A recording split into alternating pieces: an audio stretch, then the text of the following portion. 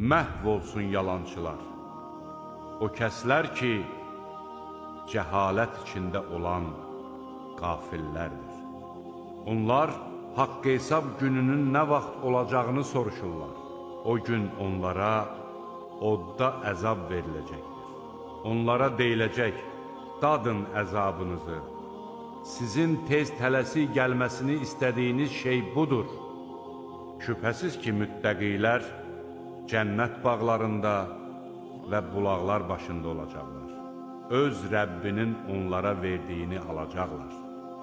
Həqiqətən onlar bundan əvvəl yaxşı iş görən adamlar olmuşdular. Ey insanlar, Rəbbinizdən qorxun. Valideynin övlada, övladın da valideynə heç bir fayda verə bilməyəcəyi gündən çəkinin. Həqiqətən Allahın vədi bir həqiqətdir. Qoy bu fani dünya sizi çaşdırmasın. Hiləgər şeytan da sizi Allahın əzabından arxayınlaşdırıb tovlamasın. Həqiqətən o saat haqqında elm yalnız Allahdadır.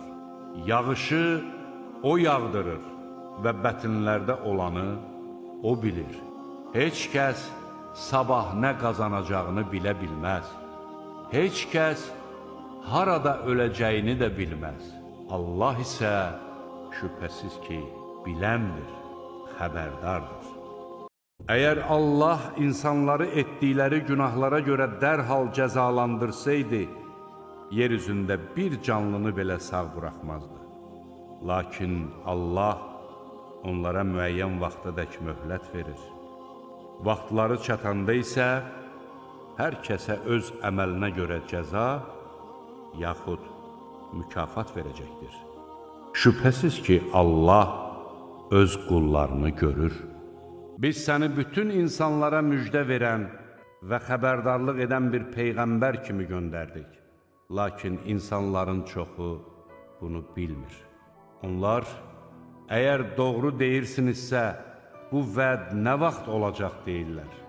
De ki, sizə vəd edilmiş bir gün vardır ki, siz onu nə bircə saat belə yubada, nə də tezləşdirə bilərsiniz.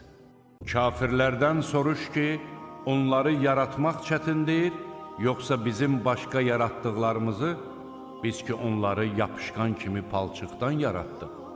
Sən onlara təəccüb edirsən, onlar isə səni ələ salırlar. Rəbbinizə acizanə, həm də gizlicə dua edin. Şübhəsiz ki, o həddi aşanları sevmir. Əgər şeytandan sənə bir vəsvəsə gəlsə, Allaha sığın. Şübhəsiz ki, o eşidəndir, biləndir. O, özündən başqa heç bir məbud olmayan, hökmran, müqəddəs, pak, haqqı təsdiq edən, hər şeyi müşahidə edən, qüdrətli, qadir, məğrur Allahdır. Allah onların ona şərik qoşduqlarından ucadır. Allahın ayələri barəsində yalnız kafirlər mübahisə edərlər. Onların şəhərlərdə gəzib dolaşmaları səni aldatmasın. Allah gözlərin xaincəsinə baxışını və kökslərin nələr gizlətdiyini bilir. Ey insanlar! Sizə bir məsəl çəkilir, onu dinləyin.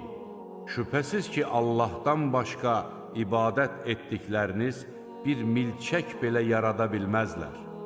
Hətta bunun üçün bir yerə yığışsalar belə.